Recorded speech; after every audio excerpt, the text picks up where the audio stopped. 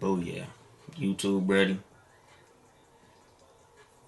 Get my notes up. Bang.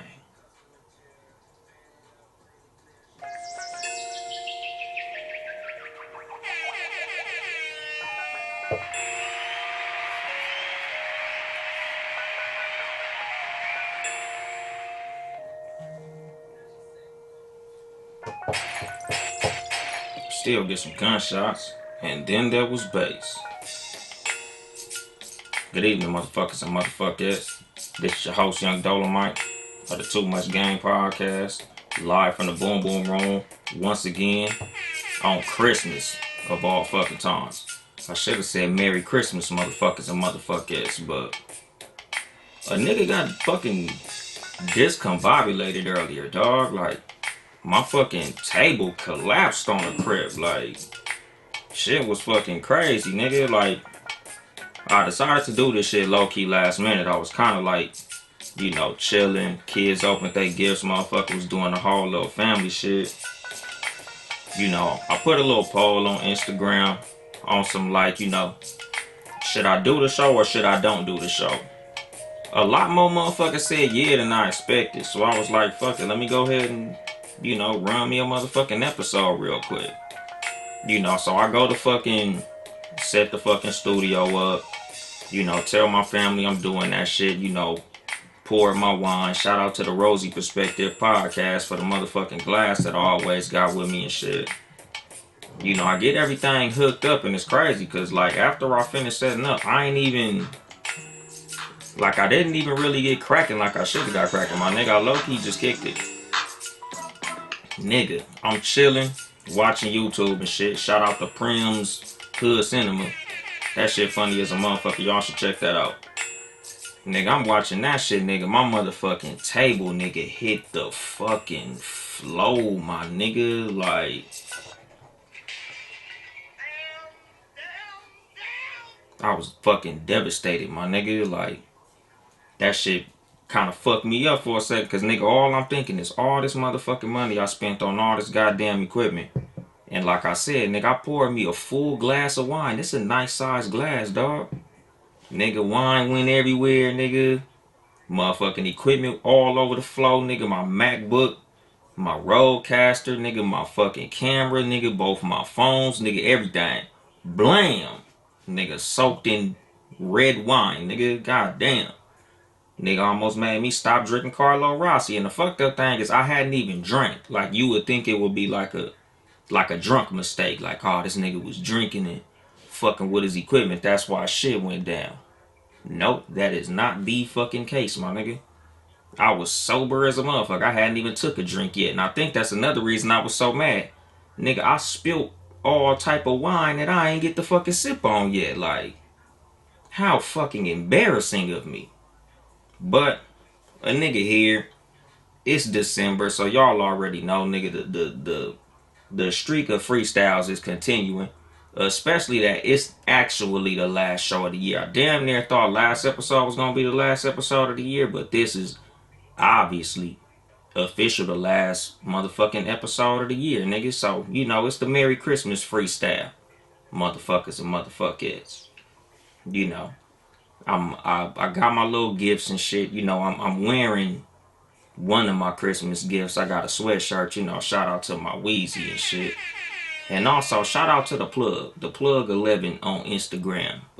You know, it's a spot in the Waterman swap meet and shit. You know, the motherfuckers got a dope little clothing store up in that motherfucker where I get a lot of my gear at. A lot of the shit you see me wear on this show, I got from the Plug in San Bernardino. They're my niggas. Shout out to Flex and them. But anyway, man, how was y'all motherfucking Christmas? Mine was cool. You know, got my kids a lot of the shit they wanted. You know, kids was happy, wife was happy, got her a foot massager and like this little face scrubbing thing and shit, you know. Nigga had a cool little Christmas and shit. You know, most motherfuckers who I've been looking at, you know, they've been taking their pictures with their little matching pajamas and, you know, shout out to the matching pajama motherfuckers. You know, I didn't do a show last week. You know, I kind of slipped my mind to mention that shit. You know, last week a nigga was going through some bullshit. You know, like, Pops, Pops had a health problem. Mom's dealing with some health problems and shit, and I just kind of wasn't really in the mood to be, on this microphone talking shit.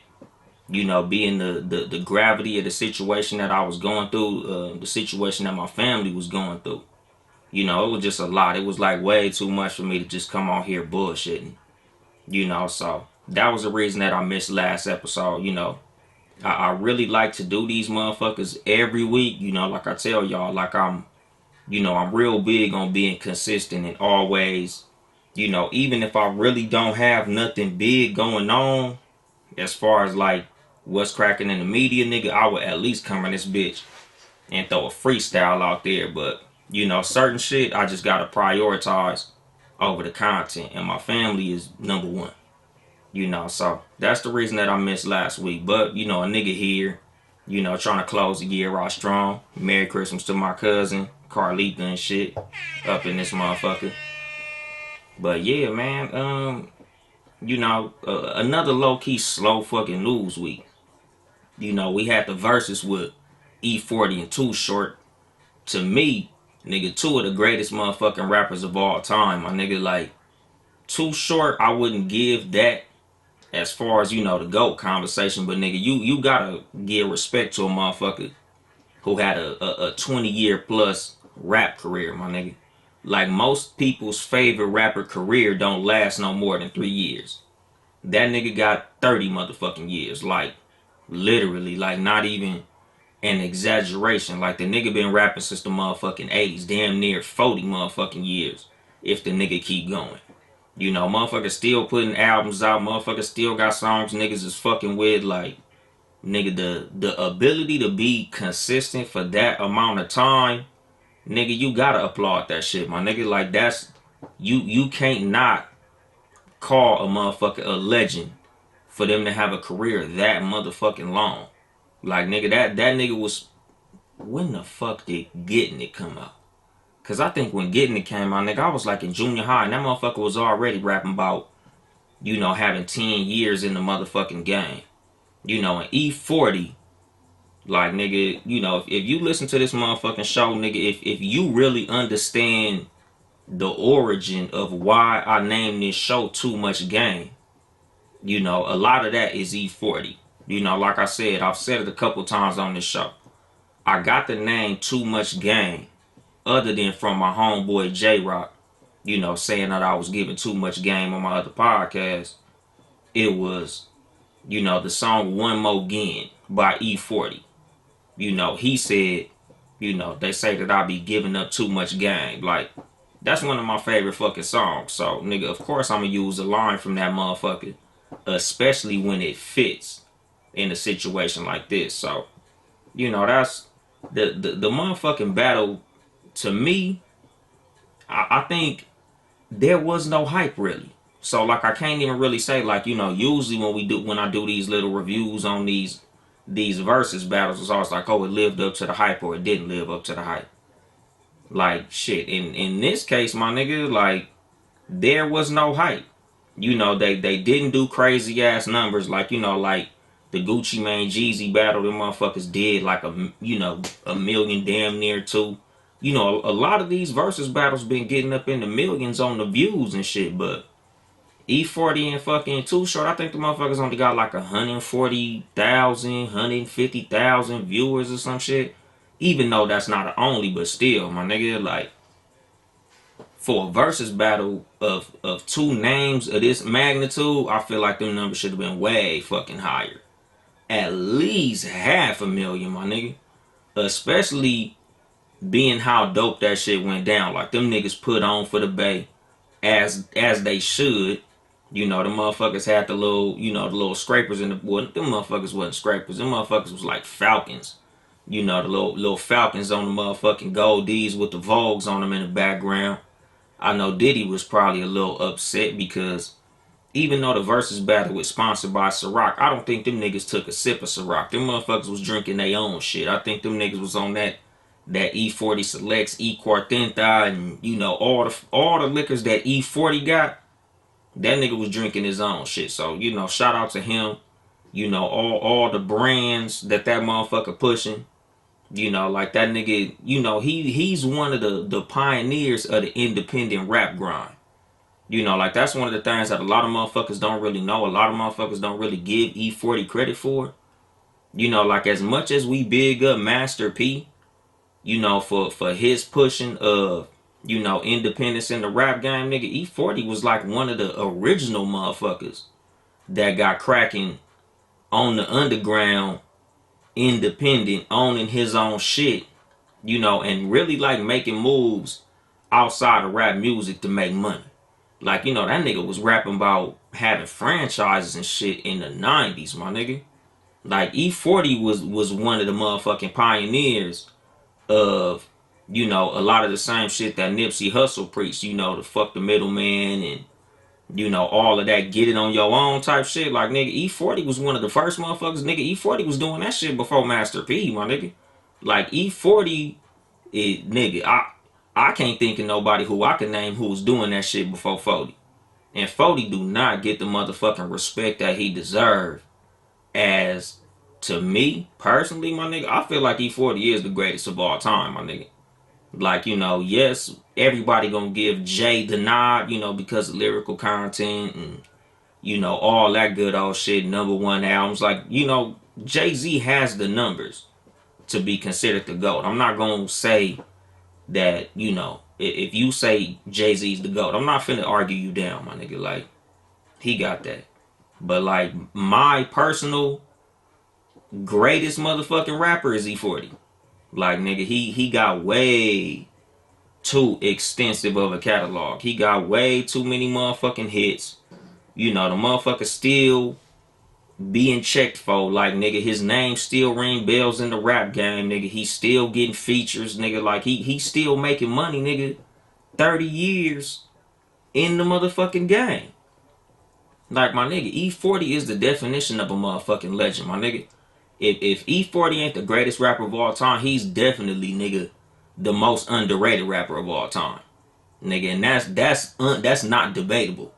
Like, he's the most underrated rapper of all time. Like, he do not get the motherfucking flowers that he deserved, my nigga. Like, when I seen the numbers on that battle, I'm like, niggas is sleep. Like, nigga, just going through these niggas fucking playlists, my nigga. Like, the fact that these niggas went like 3.5 hours, dog. Like, nigga, literally, my nigga. Like, if you go watch the YouTube version of that shit, like, them niggas got cracking for like 3.5 hours, my nigga. And the whole time was playing bangers, my nigga. Like, it wasn't like it was no drop off. Like, you know, a lot of times when you watch these verses, and you know, this is my West Coast bias. This is my E40 fan bias. This is me being a young nigga born in the early 80s, listening to music in the 90s. Like, my nigga, I was literally singing along throughout the whole motherfucking verses, my nigga. Like, I knew all that shit. And as much as you niggas probably like not from this way, like, you know, East Coast niggas, Midwest niggas, down south niggas fuck with 40. So I know y'all niggas probably feel me. But a lot of you niggas out, you know, out there where it's snow at, y'all niggas probably wasn't getting it. But dog, them niggas was dropping hate. Like, it was literally like Tommy Hitman Hearns versus motherfucking Marvelous Marvin Hagler.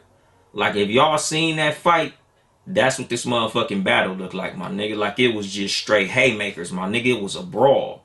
Like, them niggas was playing bangers throughout this whole motherfucker. Like, it wasn't no song where you like, what the fuck was that song? When the fuck did they come out with that shit? Like, nigga, them niggas was coming with haymakers, my nigga. Like, that was my favorite battle now. Hands down. Like, you know, like, I love, you know, the battles who I done already told y'all about. You know, like, you know, Erykah Badu and Jill Scott. I really liked motherfucking T-Pain versus Lil Jon, even though a lot of niggas didn't catch that one and that one was fire. You know, Beanie Man versus my nigga Bounty Killer. Like, it was a few battles that was dope as fuck, but this one was my favorite, my nigga, like, by far. Like, only way you gonna top this battle is if you put like Sugar Free against somebody. Like, nigga, that's it. You know, cause Sugar Free my favorite rapper of all times, but nigga E40, you know, he's up there with Nipsey. You know, like I got a very short list of rappers who I really fuck with real heavy. And a lot of times, depending on the day you catch me, like the positions might change, between, Sugar Free, E40, Nipsey, but shit, Dub C is up in there for me. Freddie Gibbs is up in there for me.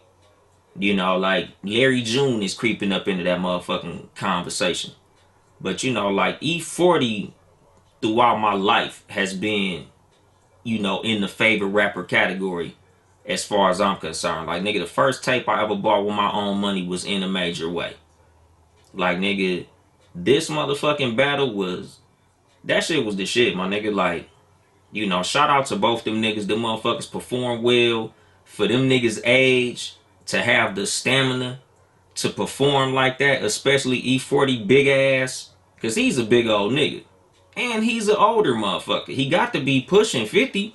And that nigga was dancing throughout that shit. Nigga, 3 hours of dancing, my nigga. I'm only 38, my nigga, and I'm skinny. I'm not dancing for 3 motherfucking hours, nigga. That nigga was getting cracking, my nigga.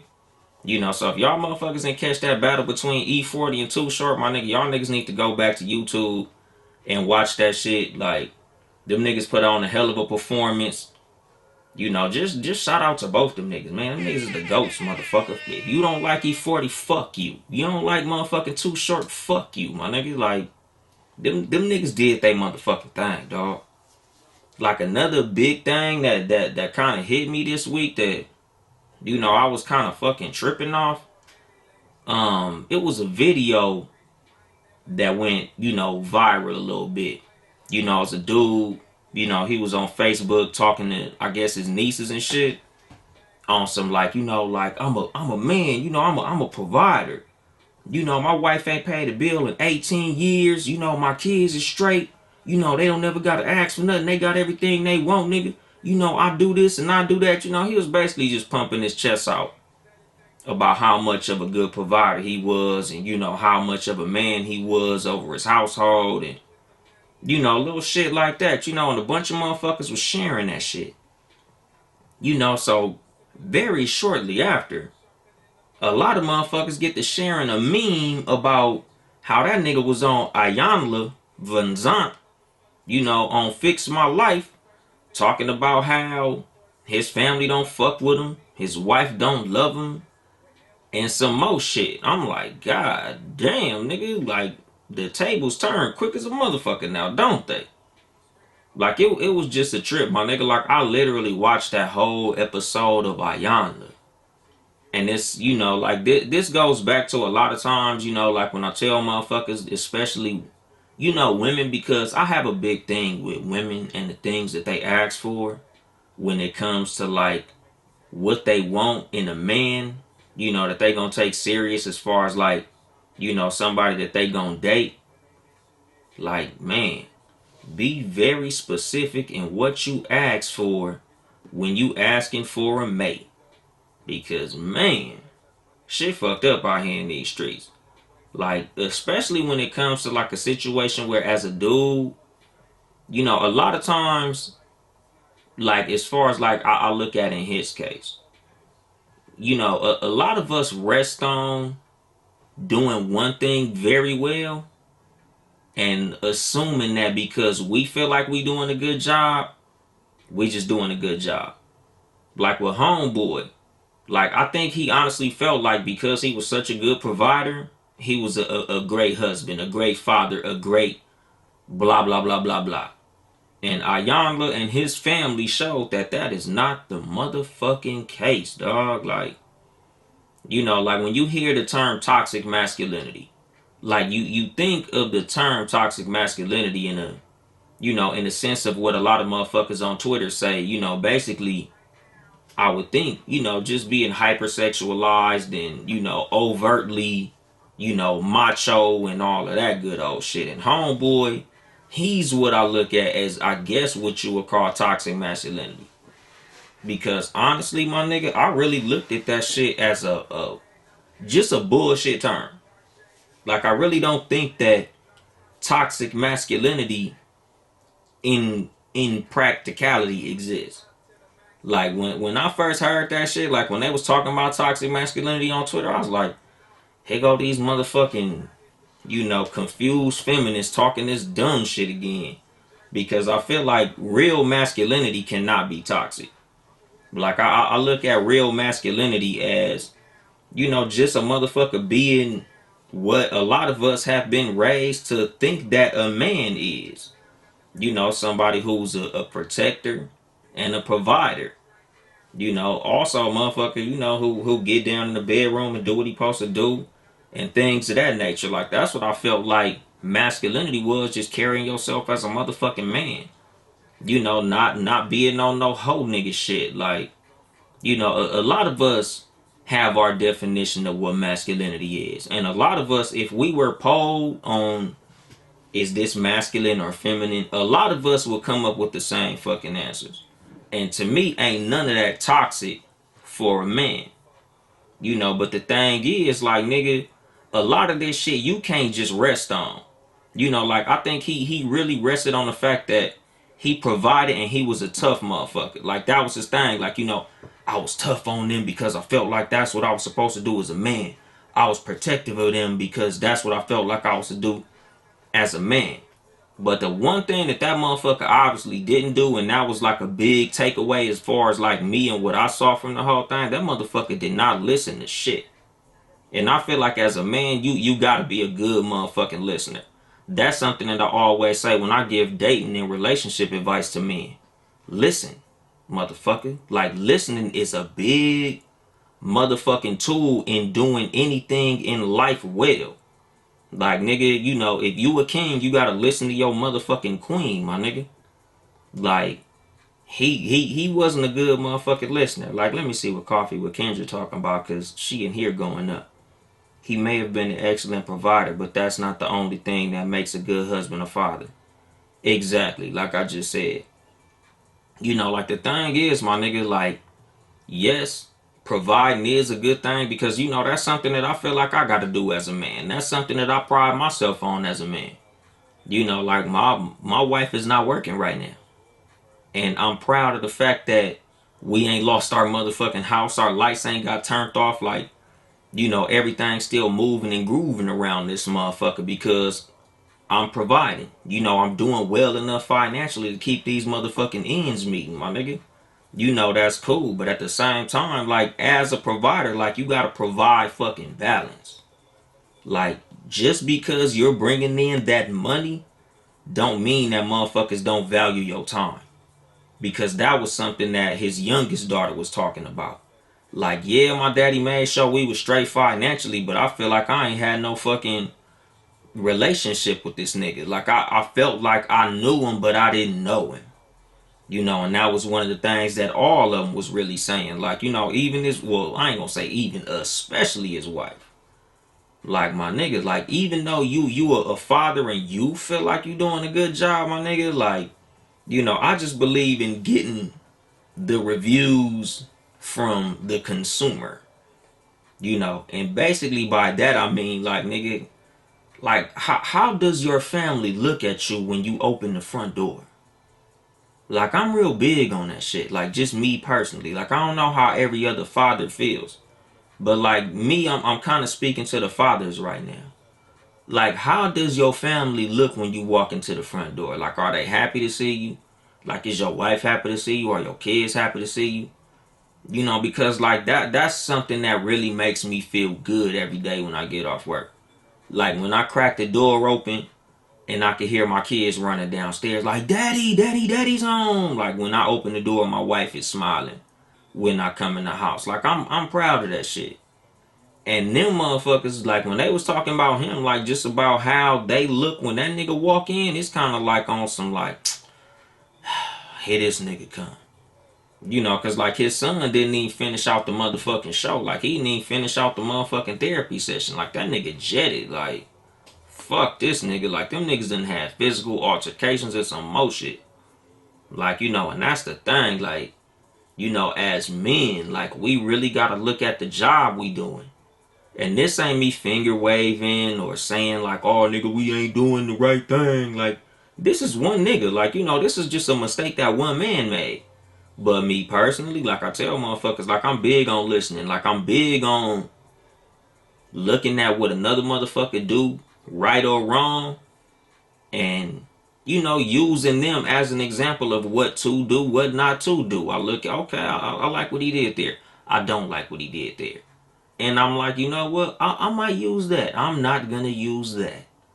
Like looking at his fucking situation, like it's a lot of shit that a lot of motherfuckers could look at and have some good takeaways from that shit. Like, because with his wife, like Iyanla straight up called his wife a hoe. Like, because she was talking about their relationship was transactional. Which basically means like, he provide the money, I provide the sex. Like, when you cut it and slice it to the lowest common lowest common denominator, that's what their relationship was.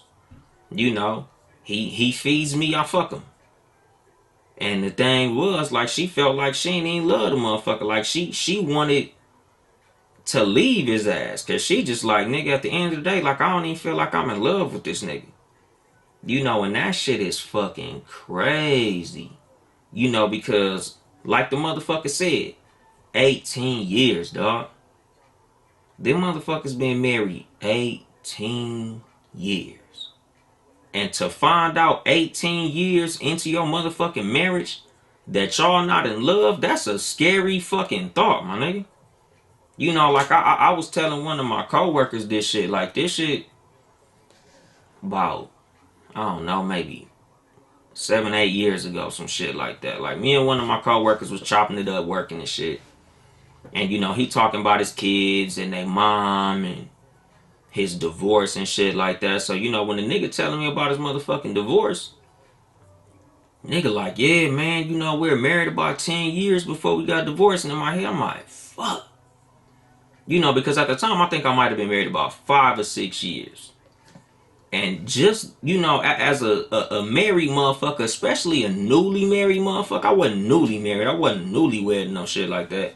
But just like, nigga, when you think about being married in your marriage, like the scariest thought to a motherfucker who really want to be married is divorce.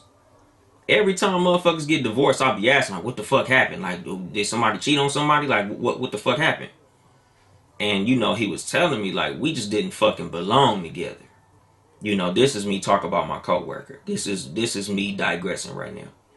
But, like, as far as, like, what my coworker was telling me, this motherfucker said he knew he didn't need to be married to her early in the relationship. And again, like, this is something that I tell motherfuckers a lot when it comes to shit like this. It's like, dude, it trips me out how people could stay in something fucked up for so long. Like a lot of times it's because of kids. A lot of times it's because of financial situations. What they say is cheaper to keep her and all that old shit. It's like, damn. She wanted to leave this nigga the whole fucking time. Like toward the end of the show when they was doing their whole little like, what do you want? What should he do? What can he do to fix it? And she was like, nigga, let me go. I'm like, God damn, my nigga. Because I know, like, in this nigga's mind, he feels like he's doing his motherfucking thing as a husband. Like, nigga, when you heard that nigga in that speech that went viral, it was like the utmost confidence, my nigga. Like, nigga, I take care of my shit, nigga. I pay all these motherfucking bills and I pay all this mortgage and nigga, she ain't never paid a car note, nigga. She ain't gotta do nothing. I take care of all this shit. And I'm like, that shit sound cool as a motherfucker, my nigga. But when you seen that motherfucker on Iyanla, nigga, it was a whole different fucking thing. And it was like another little piece of that shit that kind of stuck out to me.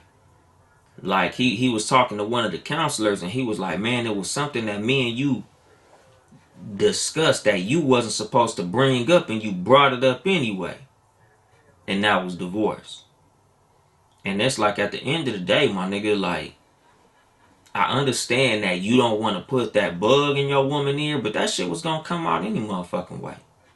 Like, nigga, can't nobody talk your woman into divorcing you, my nigga. Like, your woman, if she gonna divorce you, your ass is getting divorced. Like, it ain't gonna be nothing, a motherfucker gonna sneak and say to her that's gonna make her go, damn, you know what? That is an idea. Like, no, my nigga, like, he didn't make your woman want to divorce you, my nigga. That came out of her motherfucking mouth. She wanted to do that shit the whole time, my nigga. This whole little shit was just an excuse for her to do that shit. You know, and it's like, you know, like the shit that I was just thinking, like, nigga, don't believe your own motherfucking press, dog.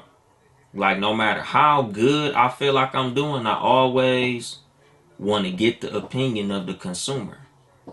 You know, like I always want to get them Yelp reviews. Like I always want to know how my daughter feel I am as a father.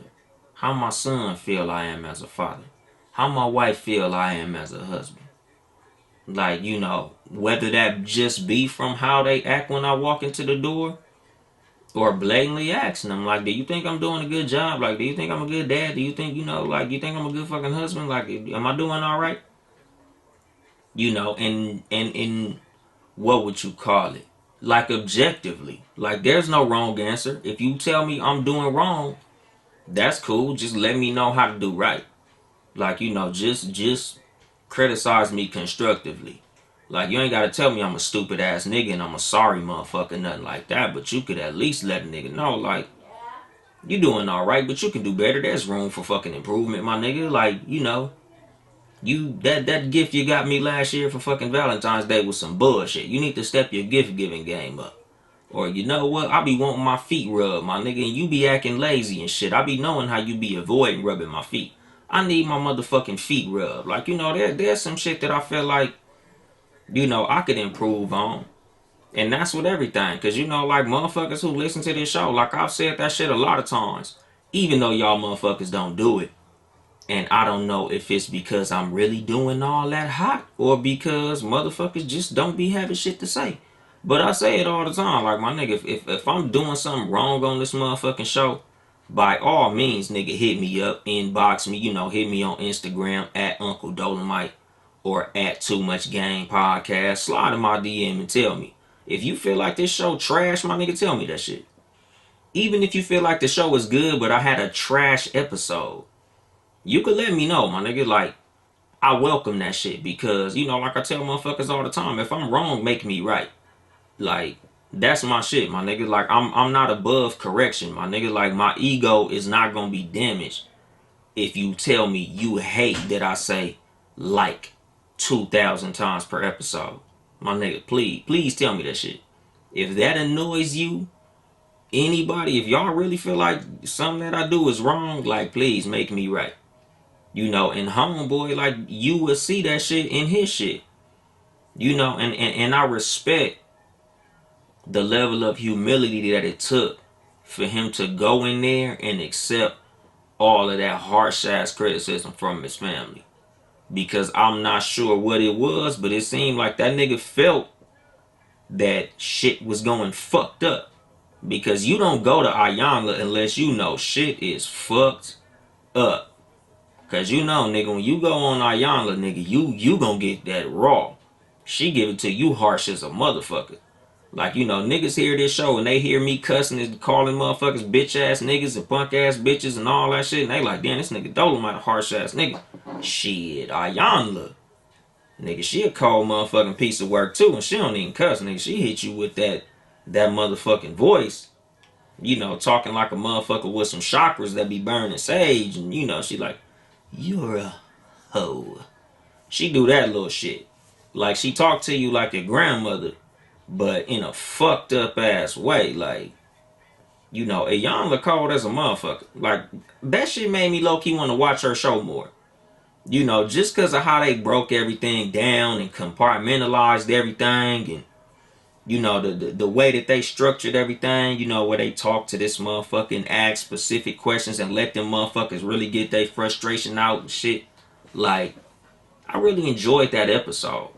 You know, like, as a father, you know, men, I feel like that shit is like mandatory fucking viewing for men, especially married men with children. Like, if you are active in home or not, if you are active father that lives in the house with your kids, I can't say in home father because that sounds like a stay at home dad.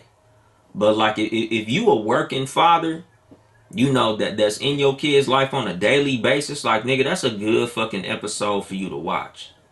You know, because it's like an eye opener, my nigga. You know, especially for niggas who really in their mind are doing a good job. You know, because I'm not gonna sit up here and act like I don't feel like I'm doing a good job. I feel like I'm doing a good job as a father and a husband. But nigga, watching that shit, I'm like, damn, nigga, that shit made me want to interview my kids, my nigga. That shit make me want to fucking, get one of them little fucking secret cameras with a fucking microphone and have somebody strange ask my kids, how do you feel about your dad, Deuce? Hey, Brownie, how do you feel about your dad, huh? You think that nigga's doing a good job? Man, that nigga a bitch, man. I can't stand that motherfucker. Like, man, them motherfuckers was tripping on Pops, my nigga. And it's like, nigga, I feel it. Like I didn't have the greatest relationship with my dad and shit. Like me and this nigga got a mutual respect now. But like growing up, nigga, me and Pops had a fucked up ass relationship. But it's one of them things when you mature and you start to understand people more and shit, just where motherfuckers is at in life, what motherfuckers doing in life, why motherfuckers do certain shit, and it's like, now me and this motherfucker got a cool ass relationship. Like me and Pops is homies now and shit. Like we kick it all the motherfucking time. But it's like, nigga, I kind of felt where the son in that show was coming from. Like, nigga, you come in the house and they just feel like you can't do shit right. Like everything you do is fucked up. Like, nigga, sometimes you feel like, damn, nigga, I felt like I did everything right. And Pops find a way that I fucked up some shit.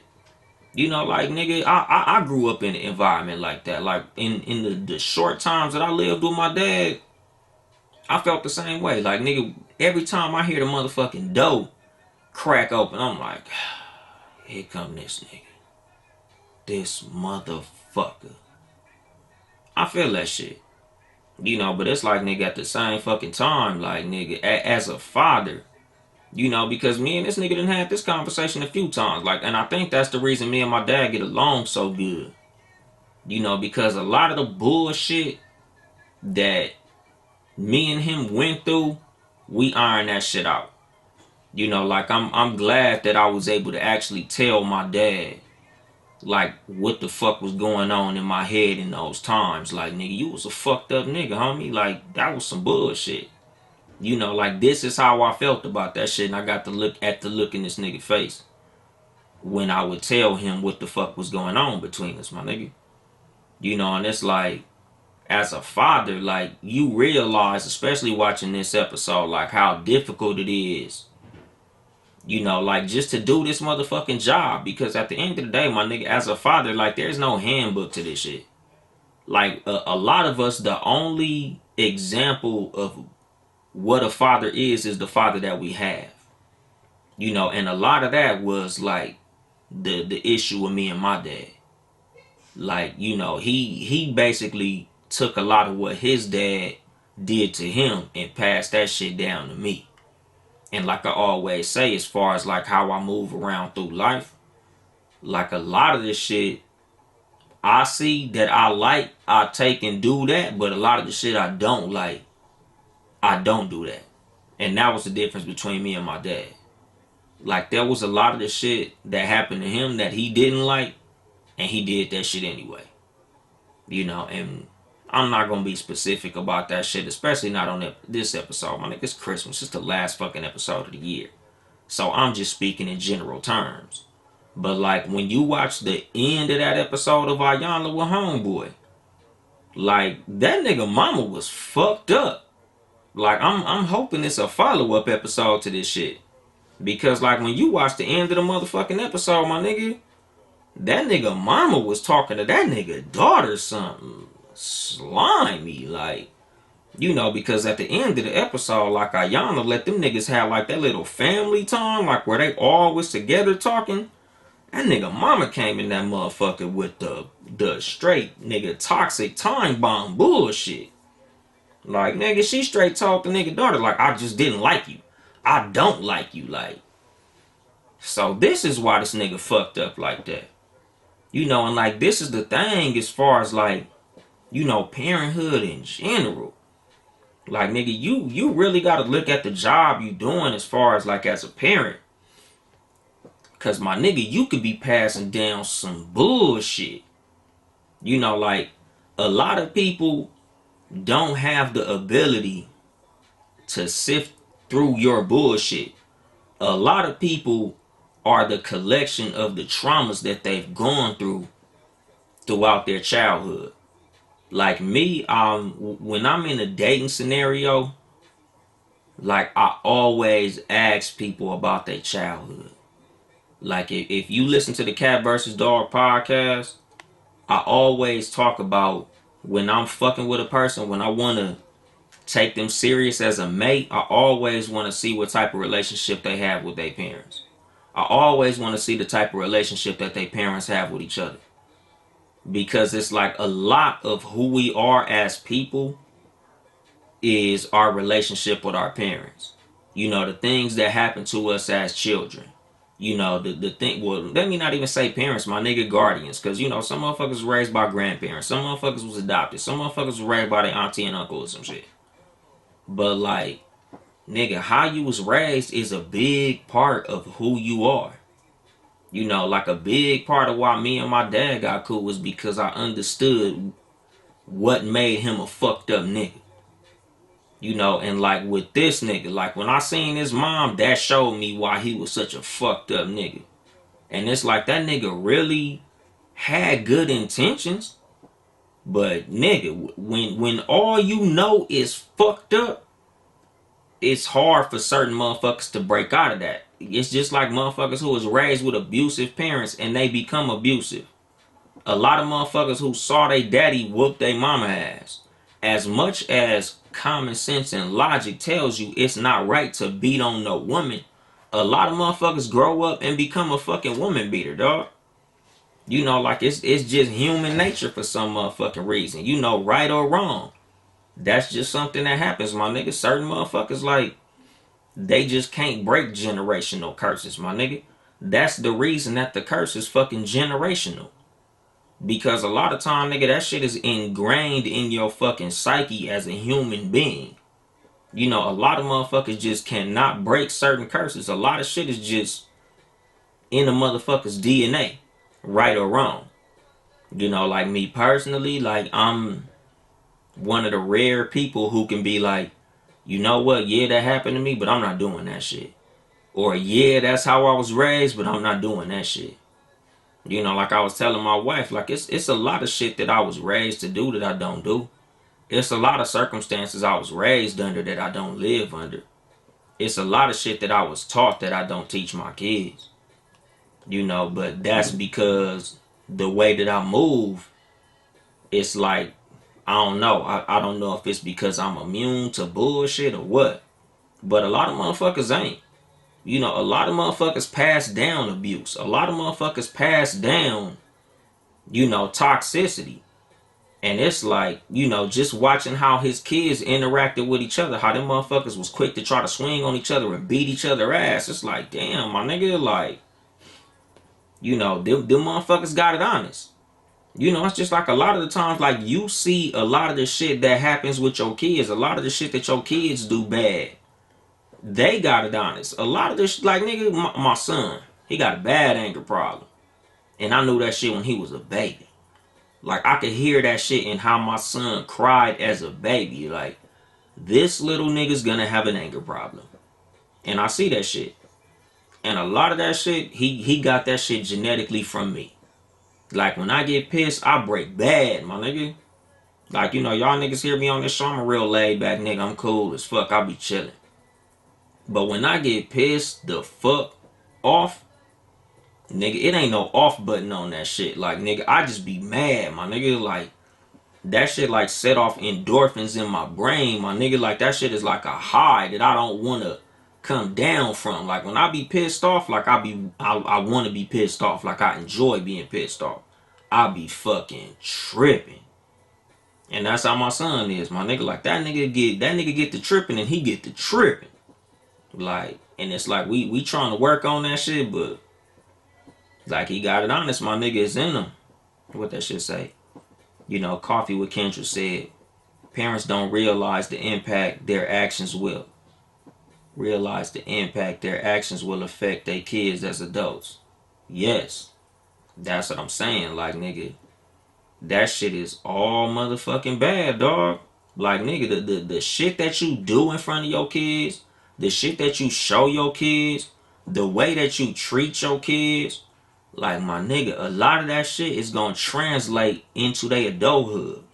Like a lot of the parents that feel like it's cool to cuss your kids out and go off on your kids and all this shit, like, that shit not cool. Like, nigga, I was having a fucking conversation with one of my coworkers, my nigga, like, a lot of times we glamorize our own bullshit.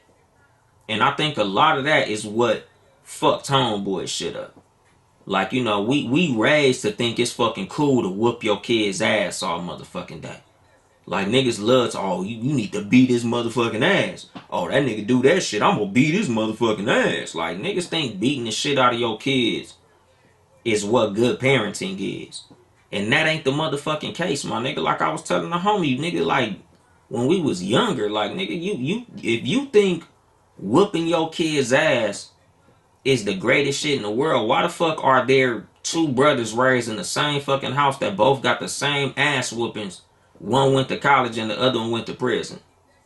Same two parents, same ass whoopings, same fucking environment. Like, nigga, at the end of the day, my nigga, you gonna be who you gonna be, my nigga. How you punish your kids, that's your business. But, my nigga, whooping the kid ass ain't no motherfucking magic potion to making them a good fucking person, dog. Like with homeboy, like, just because you provide don't make you a good motherfucking father, dog. And like shit like this is, like I said, like, this is why we need to watch shit like this very closely. Like me, like a lot of times, when I talk to like my homeboys and coworkers and shit, like I like to ask motherfuckers just about, like parenthood shit. Like, nigga, like, what do you do when your kid really wilding the fuck out, my nigga? Like, what's your form of punishment? Like, what do you got that's like a good one that you use? Like me, it's like a mix and shit. Like I tell motherfuckers, like, I only whoop ass on DEFCON 5. Like, it take a lot for me to fuck my son up. Like, I don't think I hit my daughter. I think I might have only hit Brownie like once when she was like a little baby or some shit. But like, I don't even hit Brownie. But like, Deuce, my son, that nigga be breaking bad. Like I said, nigga, sometimes you gotta coo. But it's like, nigga, even with that, like, nigga, a lot of times, nigga, just letting your kid know that you disappointed fuck they whole head up. Like when I was younger, my nigga, like, my worst shit in the world was when my mom would take me to my dad's house and that nigga would give me a talking to. Like, man, that shit was like the worst shit in the world to me. Like, fucking ass whooping. Nigga, take me to Compton and let my dad give me one of these motherfucking, nigga, you gonna be working at McDonald's. Nigga, that shit would just fuck me up, my nigga. Like, different kids, it's like different strokes for different folks when it comes to being a parent, my nigga. Like, you can't always parent each kid with the same motherfucking methods because all kids are different. Just like I said with the example of, the two brothers. One got his ass whooped and went to college, and the other got his ass whooped and went to prison. Nigga, some kids' ass whoopings fall off them like water off a duck back, my nigga. Like, some kids take an ass whooping and be like, alright, I'm gonna do this shit tomorrow. You gonna whoop my ass anyway? I'm gonna do it anyway. So it's like, my nigga, like, you gotta pay attention to what the fuck you doing as a parent.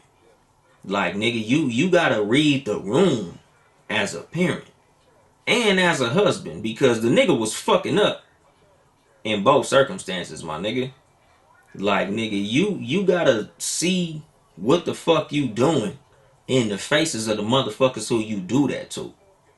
Like, that shit is paramount in any motherfucking thing, my nigga. Like, whether that shit be relationships, parenting, work environments, making money, or any of that shit, my nigga. Like, you gotta pay attention to the motherfucking consumer, my nigga. Like, I'm big on that shit, my nigga. Like, when you in a relationship, my nigga, you could tell your girl want to leave you by looking at her face. Nigga, you could just tell, by how a woman look at you, how she smile at you, how she reply, how she laugh at your jokes, whether or not she want to be fucking with you. And that's with any motherfucking thing, my nigga. Like, you just gotta read the room. Like with your kids, my nigga. You know the kids who a ass whooping don't affect them. Like, you know the kids who all you gotta do is tell them, hey man, I don't like that you did that. And they gonna straighten the fuck up. Then you got the kids like, I gotta fuck this nigga up. Because talking don't work. I gotta fuck him up. Or I gotta take this nigga fucking PlayStation. Or I gotta take this nigga fucking TV out his room. Like, if you've been a parent long enough, my nigga, like, you know what to fucking do. And the homie, UA fam, should dads spank their daughters? Nigga, that's up to your own discretion, dog. Me personally, I don't do it. If you want my personal answer, nah. Especially if they mom is, in the vicinity, like, man, go handle that. And with me, nigga, my daughter, like, nigga, she don't give me no reason to whoop her, my nigga. Like, as far as my wife concerned, my wife feel like my daughter got a slick ass mouth. She don't like the way my daughter talk to me, but that's just me and Brownie. Brownie talk shit. It is what it is. We shit talkers. So I don't be tripping hard enough to want to whoop my daughter. But it depends on what the fuck she did. But for the most part, my nigga, like, I don't think a daddy should whoop a daughter. I don't really see the reason, my nigga, on some real shit. Like, a lot of men I know, I don't really know a bunch of niggas that whoop their daughters unless they daughter, unless they caught their daughter twerking on TikTok or some shit. Cause I think that's like what would really like make me fuck around and whoop Brownie. Like, I think if I was home and my wife wasn't around and I caught Brownie like twerking on TikTok, yeah, probably pull a belt out. But for the most part, nah, my nigga, I don't really see no reason a father should physically reprimand his daughter, especially with the mother around. Like, if the mother around, let her handle that shit. But yeah, no, I don't with Brownie. But like, just on some real shit, nigga, just to wrap that shit up. Like, nigga, you just gotta read everybody's fucking reaction to you and how you doing shit, my nigga. Get reviews on what the fuck you doing. As a motherfucking father, as a husband, as a motherfucking role model, my nigga, as any of that shit. Like, nigga, you gotta see what the fuck is going on with what you doing, dog. Like, cause all the kids was saying when the nigga came in the house, they all be like, fuck. And it's like, I wonder how his wife looked at him when he came in the house. Because that was one of the things, like, and this is like my shit as far as when you get stories third hand and from the other end of some shit, it's just like, how was that shit really going when you walked in the house? Like, was these niggas acting like they was happy to see you? Like, was these niggas pretending they was cool with you doing that shit or what? But a lot of times, like I said, like, and some niggas say they don't know. But me, I know. Like, I tell motherfuckers all the time, like, nigga, I know when a woman has mentally checked out of a situation.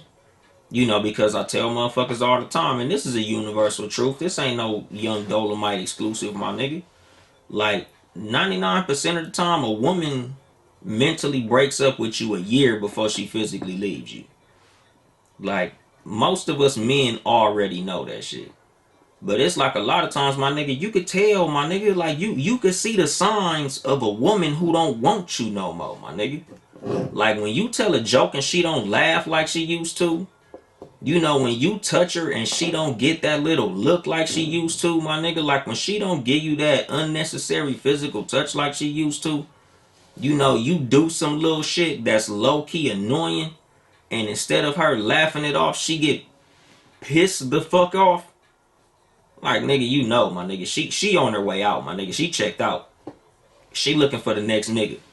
Because another universal truth that we all know, nigga, she might not cheat on your motherfucking ass, but she damn sure know who the candidate is. Like, she damn sure know who the nigga is that she gonna replace you with. You know, he might not be on her phone and hitting her up, nigga. She might not be in contact with him yet, but trust me, she know who the fucking nigga is, my nigga. And when you start getting into that category of her not wanting you, he gonna start getting closer. You know, she gonna start answering DMs, nigga. She gonna start smiling and saying hi to that nigga and little things like that. You know, so it's like, just as a man, you know, husband, father, boyfriend, baby daddy, any of that shit, man, just pay attention to the motherfucking consumer, my nigga. You know, pay attention to your kids. Talk to your kids. Talk to your wife. You know, get wise counsel from your wife. Get wise counsel from your mother. Get wise counsel from your mother-in-law, my nigga. You know, just talk to the motherfuckers around you and get a gauge of how you're doing and what you're doing and what you should be doing. Because ain't nobody perfect, my nigga. Ain't nobody above criticism. You know, a lot of times it's good to ask a motherfucker what you doing and what you could be doing better. And I feel like he'd have benefited from doing that shit years ago. Because for a woman to divorce you after 18 motherfucking years, you had to be fucking up for a long fucking time.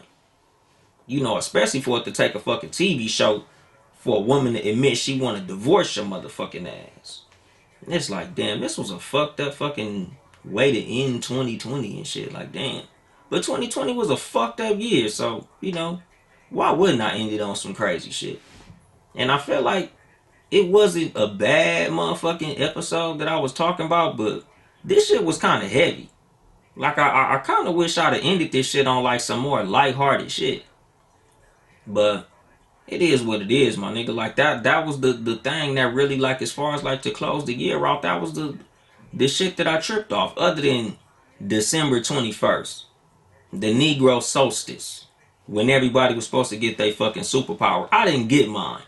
So I think that's the reason I'm not really talking too much about that shit. I didn't get my motherfucking superpowers. So, man, fuck December 21st. And all you fucking pseudo metaphysical motherfuckers who had niggas really thinking they was gonna get superpowers, my nigga. Like, I thought I was gonna be able to see through bras and shit, my nigga. I thought it was gonna be Titty Tuesday and shit that day.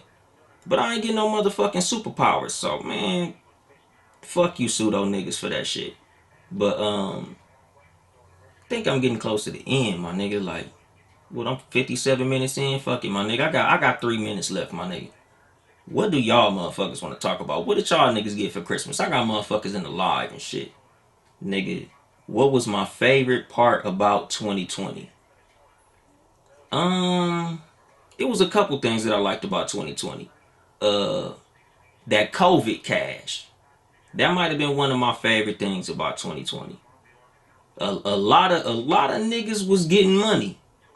And I'm happy about that shit. Like, I was happy to see a lot of the niggas who are historically broke ass niggas finally getting a real chain, finally getting a real decent car, and doing some decent things financially. I was happy to see that in 2020. You know, even though COVID fucked a lot of shit up, it canceled a lot of niggas' plans. Like, 2020 was great for me. Nigga, my last week has been fucked up. Like, my last, like, 10 or 12 days has been real bad. But the year on the whole has been one of my best years, honestly. Like, I've been having a great year. I bought a Harley. Nigga, my studio tight as fuck. Like, if y'all been listening to this shit before 2020, nigga, I was recording at, you know, Townhouse Media Studios with being ready, the super producer at his house and shit. And that shit is decent because I enjoy his equipment. I enjoy having him on the show and having him replying, because it's easy to have a nigga to at least say, I feel you, as opposed to me talking about my goddamn self. But, nigga, 2020 been fucking great.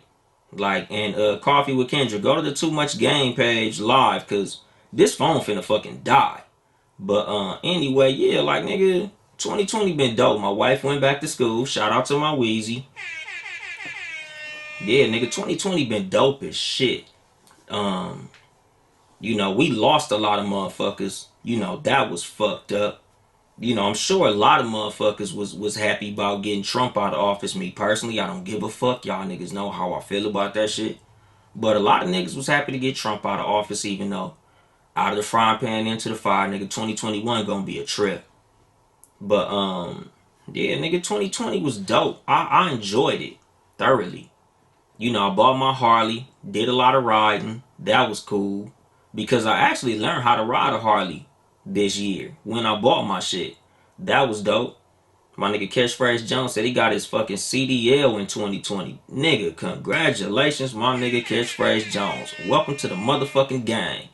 Nigga, 2020 is literally, nigga, my 14th year as a truck driver. Nigga, I got my license 2006, my nigga. I'm a motherfucking triple OG in this trucking gang. But, that is what that is, my nigga. Like, driving trucks is dope. I'm glad I was able to, make decent money and shit as a truck driver, because, there's a lot of motherfuckers that ain't getting it like that, my nigga. I'm glad to be one of the motherfuckers who is. A lot of motherfuckers lost their job this year. A lot of motherfuckers lost a lot of family this year, to COVID. A lot of motherfuckers did very bad. And I think that's another thing that made me so proud of how I did in 2020 because a lot of motherfuckers failed and I didn't. As fucked up as that sounds, it is what it is, my nigga. Like, as much failure went on around me, I succeeded. So, like, I try not to sound real selfish about how 2020 was, but if you ask me personally how 2020 went for me, it went fucking phenomenal. Nigga, my Weezy in here breaking down all the motherfucking accomplishments and shit. Yeah, we got our motherfucking passports. So at some point in 2021, nigga, I'ma break the border. Like, nigga, we went to Mexico like last year or some shit. I forgot what year we went to Mexico. I think it was like 2018 or some shit. But like, you don't need no passport to go to Mexico. So at some point we gonna use that passport. I wanna go to Toronto. But, my favorite part of 2020, money. Financial blessings, my nigga. New wine. All them motherfucking. Damn, I forgot the fucking. I think it was like Leviticus 22 or Deuteronomy 22. I forgot, my nigga. Like, I used to be real heavy into the Bible, but it was a lot of fucking blessings in like Deuteronomy 22. But yeah, all that shit, 2020 been cracking, my nigga. I thoroughly enjoyed transitioning from Townhouse Media Studios to the Boom Boom Room. I thoroughly enjoy seeing a lot of niggas do well financially. A lot of people started businesses. A lot of motherfuckers started podcasts. I networked with a lot of cool ass podcasters. Like, shout out to the Rosie Perspective. Shout out to Say It Loud podcast. Shout out to the Q Chat podcast. Shout out to Miss Talks podcast. Shout out to my nigga Clutch, the You Heard Me podcast. Like, it's just a gang of motherfuckers who I got tight with. Like, nigga, shout out to Coffee with Kendra when she, start her shit, her YouTube page and all that. Shout out to the New Normal 2 podcast. It's just a gang of motherfuckers who I got cool with just over this motherfucking last year. That I've been fucking, doing they shows and them motherfuckers been coming on my show and we been just, talking back and forth, bouncing ideas off each other and shit. Like, shout out to every motherfucking body who I met this year. Hopefully I grow exponentially bigger than I did this year. Cause, like, I've been doing numbers this year. The show been growing, and shout out to everybody who listened, everybody who shared. Everybody who tell a friend to tell a friend. Everybody who, oh, I told my boyfriend about the show. I told my husband. Oh, my brother loved the show. My dad loved the show. And, all that good old shit, man. That shit is dope. So, like, I've been having a great motherfucking 2020. Like, it's been cool. So, I guess that will be, like, a good note as far as, like, closing this shit. Like, I had some cool ass episodes this year. Even though in my own personal mind, I kind of was like, damn, I was really giving a gang a game in my first few episodes and shit. And then like the rest of the shit became a little more topical. But I ain't fucking mad at it. Like I'm not even gonna get down on myself about how I've been doing on this motherfucker. Like, I really feel like I've been having good shows throughout 2020. Like I feel like I've stepped my game up as an orator. Like I've really been able to speak much more clearly, get my thoughts out way more effectively. I'm working on looking at the motherfucking camera and shit when I be talking. I think I want to step my shit up and maybe start taking calls on this motherfucker, but I'm on the fence about taking calls. Like I tell motherfuckers all the time, because niggas be asking me, like, man, do you have callers on there? And as much as I be wanting to have fucking callers and shit, nigga, a lot of times, dog, like when I listen to other podcasts that have callers, nigga, no offense to the listeners, but sometimes they be bogging it down. Like, nigga, you gotta vet motherfuckers. Like, the reason radio shows be having that fucking person who answers the phone before they put you on the radio is because, nigga, sometimes niggas be talking bullshit. I got love for niggas, but nigga, I know how I go. My nigga, motherfucker, get on the air and certain niggas, hey man, I just want to give you a shout out, man. You so dope and all that shit. And it's like, nigga, I told y'all niggas to call about the last time you ate ass, my nigga. You don't give me a shout out. Tell me about how you eat ass. Like, stick to the motherfucking topic.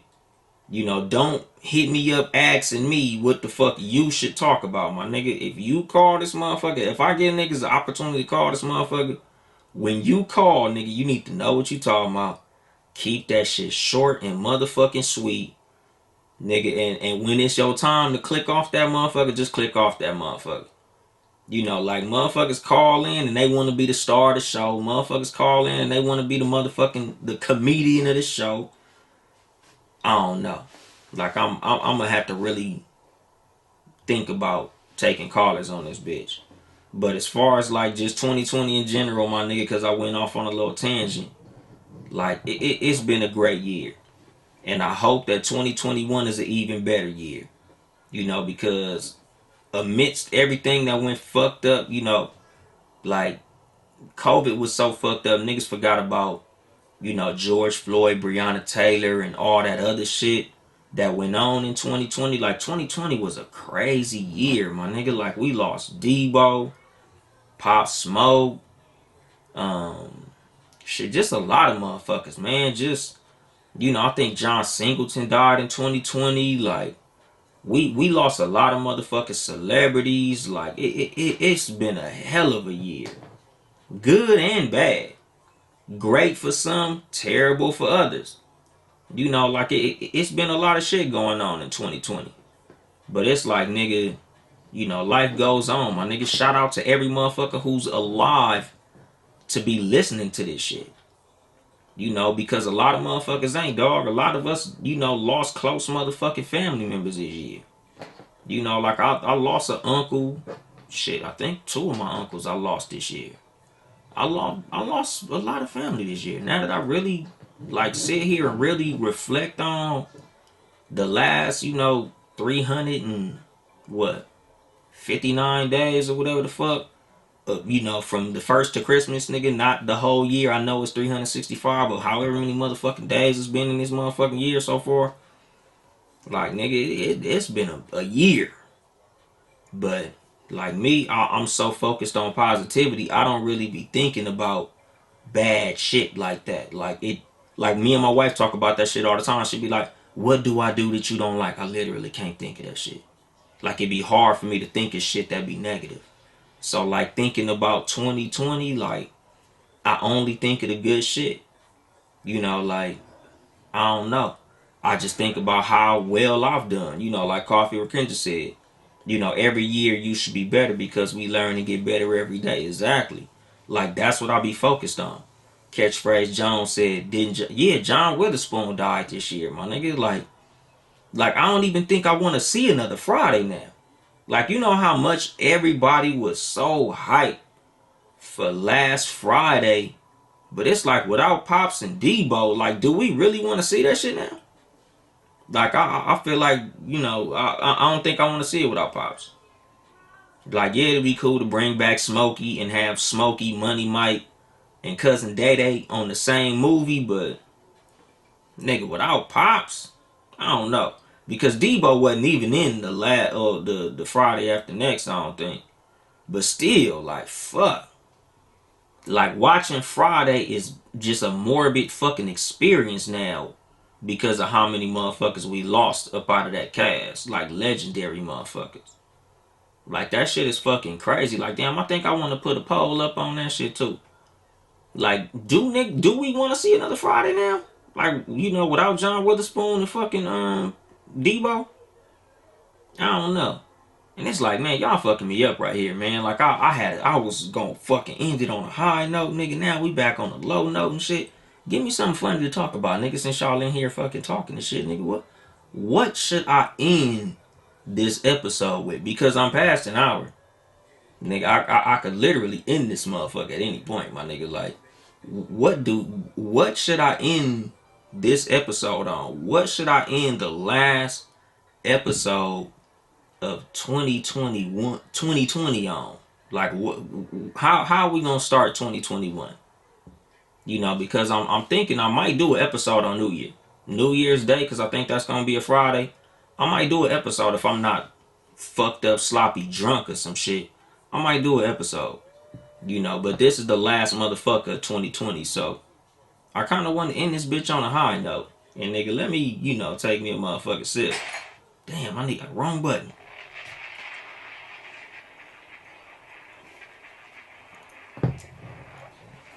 Coffee with Kendra. She said, tell guys, stop asking to get their ass ate. Nigga, if you niggas is out here trying to get your ass ate, you might as well get a boyfriend. Like, it ain't nothing masculine about that shit. Like, I see a lot of motherfuckers who talk about that shit. Like, it ain't gay to get your ass ate. Shit. You ask my personal opinion? Yes, the fuck it is. That shit gay, my nigga. If you want a tongue there, you might as well want a dick there, my nigga. That shit gay. Nigga, I don't want no moisture near my ass, my nigga. Like, I don't even like when I dookie and the fucking water splash up on me, my nigga. Like, that shit make me want to get up and stop shitting. So I couldn't imagine no wet tongue, nigga, dingling and dangling around my ass, my nigga. Like, no, nigga, no. That is not fly, my nigga. It ain't nothing fly about that shit, dog. Nah. Men, stop it. And let me not even tell y'all niggas stop it, because I don't judge on that shit, man. You know, whatever your sexy kink shit is, my nigga, you like getting your ass ate, get your ass ate, my nigga. I'm not gonna tell y'all niggas to stop asking. But I am gonna judge you, though. Nigga, you can get your ass ate, but trust me, I'm gonna talk about you. If you don't come, alright, put it this way. Don't stop asking to get your ass ate.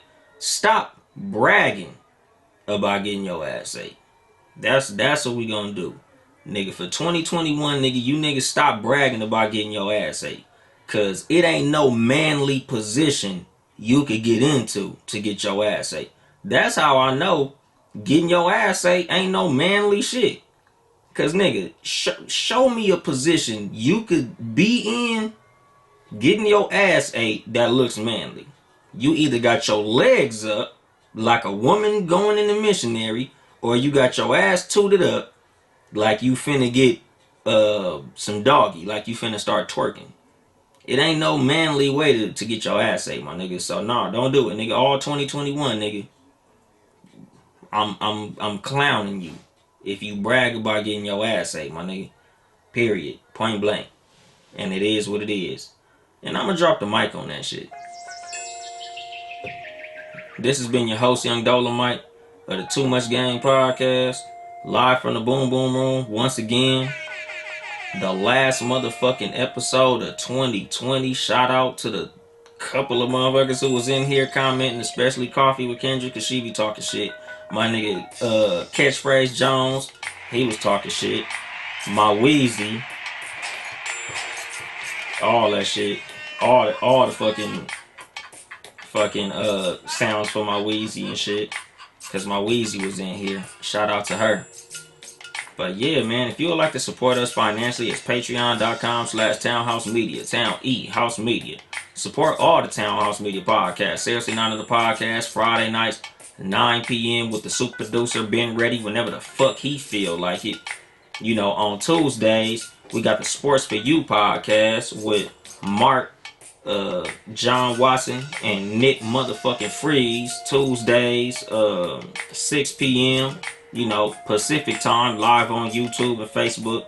Y'all know usually I talk about the Talk Flirty podcast, but you know, that's gonna be what that's gonna be. I'm not sure. You know, she said she ain't doing it no more, so it is what it is. But shout out to Just Nikki. Wednesdays, the No Rules podcast, 5 p.m. Pacific time with my niggas, Ill Will and Young Mark, aka the Bloods, aka the motherfucking Juice Crew. Hump days never be the same. You know, shout out to the No Rules podcast.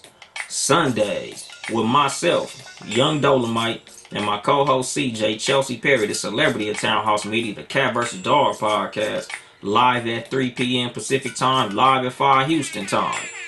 You know, check out the Cat vs. Dog podcast. That's where I crack jokes and talk shit. You know, and if you hear, you already know the Too Much Game podcast. Fridays, usually I'll be trying to do this shit around like, you know, 6 o'clock, 5 o'clock Pacific time, you know, whenever I get around to it, whenever I get my studio set up. Y'all niggas know, man, I'm trying to be here all the motherfucking time, you know, trying to remain consistent, trying to keep growing. So, you know, if you want to help a nigga out, tell a friend to tell a friend, shout a nigga out on Instagram or something. You know, tell your motherfucking daddy, tell your brother, tell your uncle, tell your side nigga. You know, tell your boyfriend, tell that nigga on the bus stop that be trying to holler at you, man. Tell everybody about this motherfucker. You know, tell a bitch ass nigga, but don't tell a bitch ass bitch. But yeah, man. I don't know what it say. I fuck with too much game. I ain't here to get you bitch. Yeah, I can't even read that whole shit because that's how I'ma close this motherfucker. But you know, man, y'all already know, man. Follow me on all social media at Yung Dolemite. Oh no, yeah, at Yung Dolemite on Twitter. At Uncle Dolemite on Instagram. At motherfucking Too Much Game Podcast on motherfucking Instagram. And all that good old shit. The music drop. I ain't here to help you get bitches. I'm here to help you get better. Too much game.